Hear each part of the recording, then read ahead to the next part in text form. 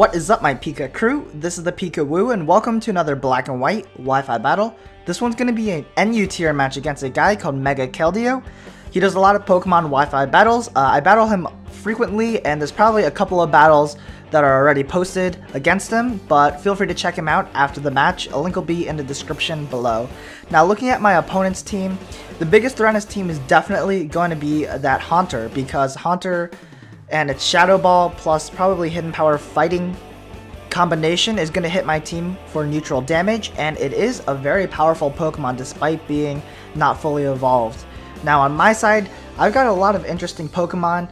I do have a lead Carracosta, which is going to be a physically defensive set with the support. It's more of a support Pokemon with Stealth Rocks, and I also do have my Heatmor, which is something that I really wanted to use. It's not really the greatest Pokemon, but because of the fact that my opponent has a lot of bulky, slower Pokemon, my Heatmor is actually going to shine in this battle. So I hope you guys enjoy this battle, and yeah, enjoy.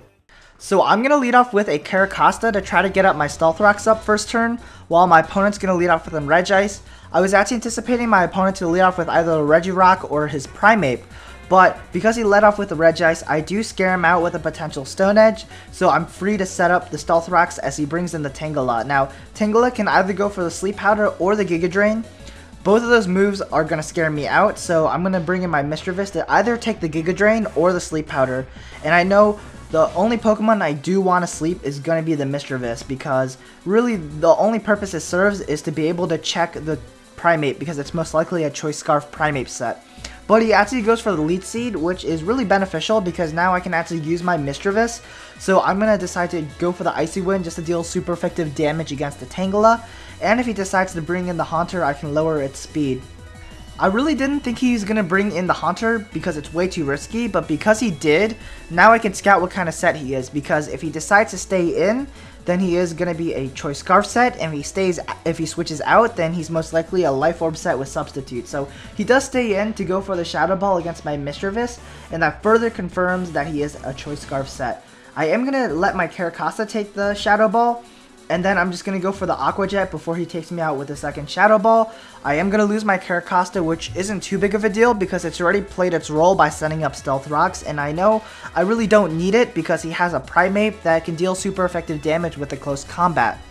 Now, I am going to bring in my Serperior because I can outspeed and take him out with a Hidden Power Rock. And if he does decide to switch out, he's most likely going to bring in his specially defensive wall, and that is his Regice, which I can deal super effective damage as well.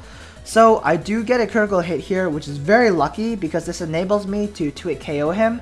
And originally he probably could have been able to take 2 shots and he could scare me out with an Ice Beam. So this was very advantageous for me because now his Regice is going to get taken down. Now he can bring in his Primeape here, and this means he's most likely going to go for the U-turn, because if I decide to stay in, it's going to deal super effective damage against me, and if I decide to switch out, then he can get switch initiative. So I do decide to bring in my Garbodor on the predicted U-turn because I know none of his Pokemon can one-shot me, and he actually does bring in Regirock on the switch, which isn't too threatening because I am a physically defensive wall, so if he does carry Earthquake, I know I can take a couple, and I can freely set up spikes. Now, he actually goes for the Thunder Wave here, probably predicting my switch out, or just wanting to get my Garbodor paralyzed. Either way, I was anticipating him to set up Stealth Rocks, but because he didn't, I know he's going to try to set up Stealth Rocks next turn, so I'm going to try to bring in my Lapras before he sets up the Stealth Rocks.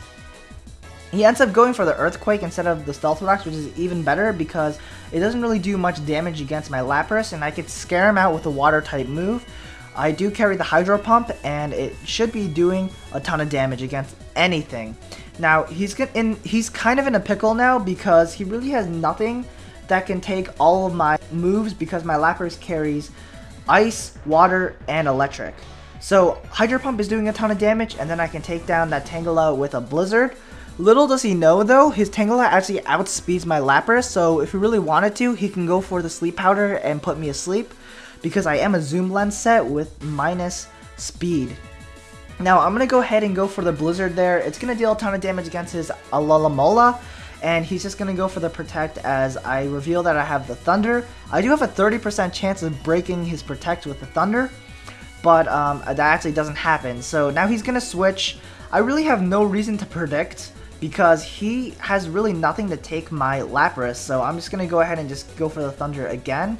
I am going to miss because it's 70% accuracy, and then he's going to go for the Giga Drain against my Lapras as I go for the Blizzard to try to finally take him out. And because I do have the zoom lens, this Blizzard, it actually has 84% accuracy, and I am going to hit, and this Tangela is going to die. So really nice because it's a bulky wall. Now he's going to bring in his Primeape, and it's kind of a 50% prediction game because he can either go for the close combat or the U-turn.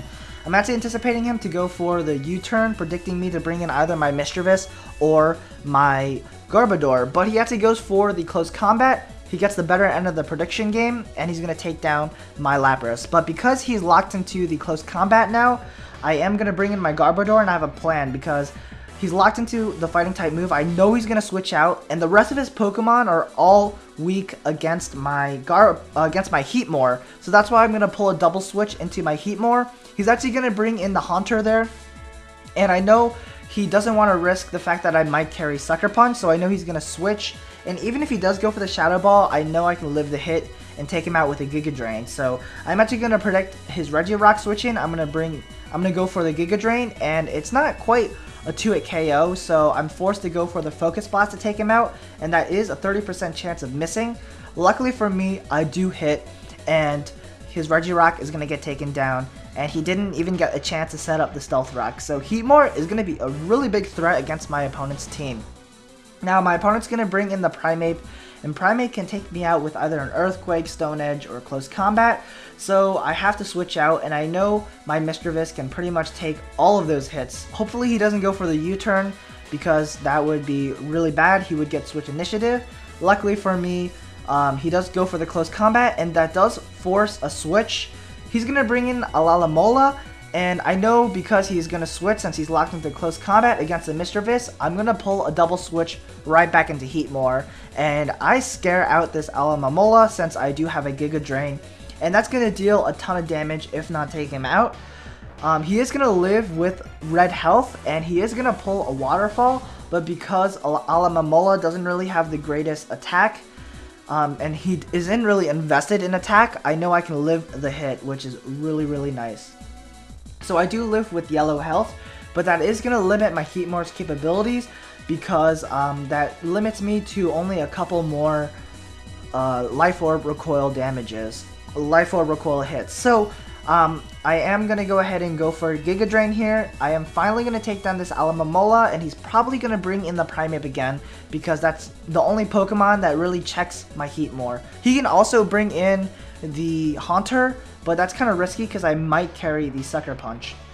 So he's going to bring in the Haunter here. I actually don't carry the Sucker Punch, so he is going to be able to revenge kill me. He's going to take me out with a Shadow Ball. Unfortunately for me, I carry Inferno instead of Sucker Punch, but I'm going to change that because Sucker Punch is really, really useful, especially against Haunter, which is a very common NU Pokemon. Now, I can pretty much bring in any Pokemon. I do decide to bring in my Garbodor to take the Shadow Ball, and I know I can take it and revenge kill with a Rock Blast, and his last Pokemon is going to be that Primeape. So I know I have a couple of Pokemon that can deal with a Primeape. I still have the Mischievous still alive, so if he does decide to lock himself into a move, I know I can just take him out with the Mischievous since I'm at a high amount of health with Mischievous. So he's going to go ahead and go for the Stone Edge. That's totally fine because I can live a couple. I do end up missing 2 Gunk Shots, and that's kind of funny because, you know, Gunk Shot doesn't really have the greatest accuracy, and he's just going to go ahead and go for another Stone Edge, and he's going to hit all of his Stone Edge, and if he does get a lot of critical hits, and if I do keep on missing, he might be able to sweep me with this Primeape. So he's going to go for the Stone Edge here against my Superior. He doesn't even get the critical hit, and I am able to take him down with a Giga Drain, and that is going to be the match. So I hope you guys enjoyed this battle. If you guys enjoyed, feel free to leave a like, a favorite, and a comment, and stay tuned for the comment question of the day. This is ThePikaWu. Thank you for watching my video, and yeah, if you haven't joined the Pika crew already, you can join by subscribing. So yeah, peace.